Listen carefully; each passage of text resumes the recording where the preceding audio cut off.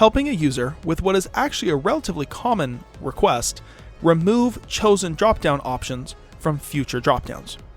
So what they said is they need help formatting a Google Sheet, they want to have players and positions listed for baseball, and have one of the columns be a dropdown that gets rid of options as selected so that there aren't any duplicate positions. I have it as players in column A, position in column B. Wondering if anybody out there has tips or formulas for getting rid of options available in the dropdown once a position has already been selected. Let's take a look at the spreadsheet I made to help get this done. So here's the example spreadsheet that I made. I have player names in column A, I have position in column B. I'm not worried about innings because the same idea here will translate to however many else they want to do.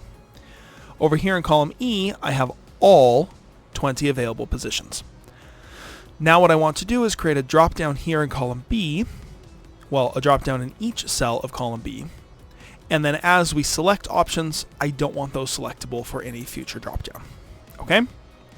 So if I just do insert drop down, and let's do drop down from a range being E2 through E21.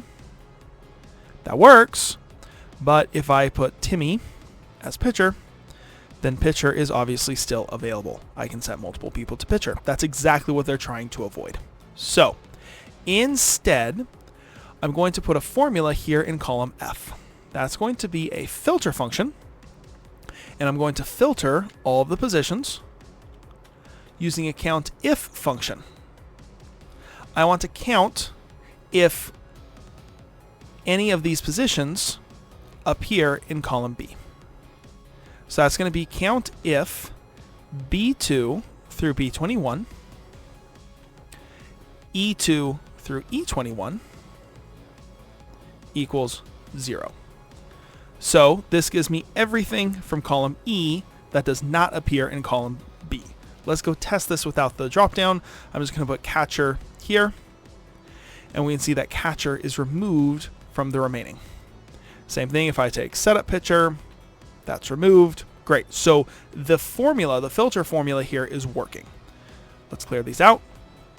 Now I want to put a drop down in again. I'm going to put it again in B2 through B21. Drop down from range, but this time my range is going to be F2 through F21.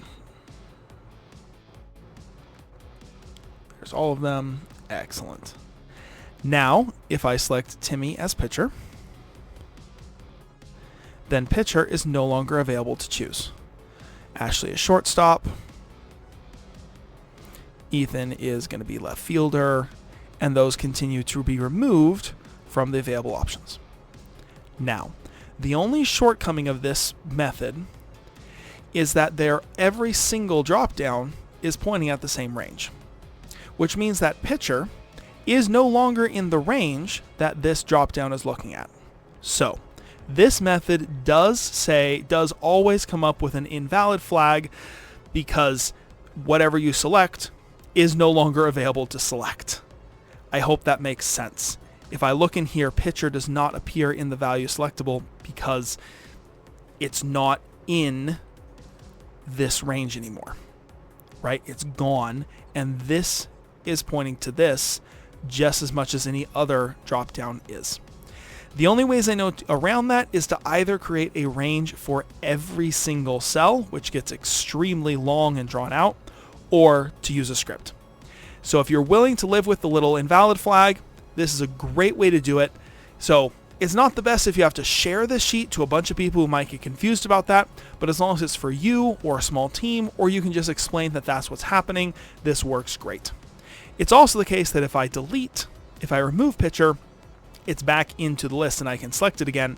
But once I select all of these, they're all going to have an error, but they still continue to work. You can reference them, you can see them. It works as long as you're okay with that little flag. Otherwise, you do need a separate range, or a separate range for each cell, or a script. So this is the most efficient way to do it, as long as you're willing to live with that little flag.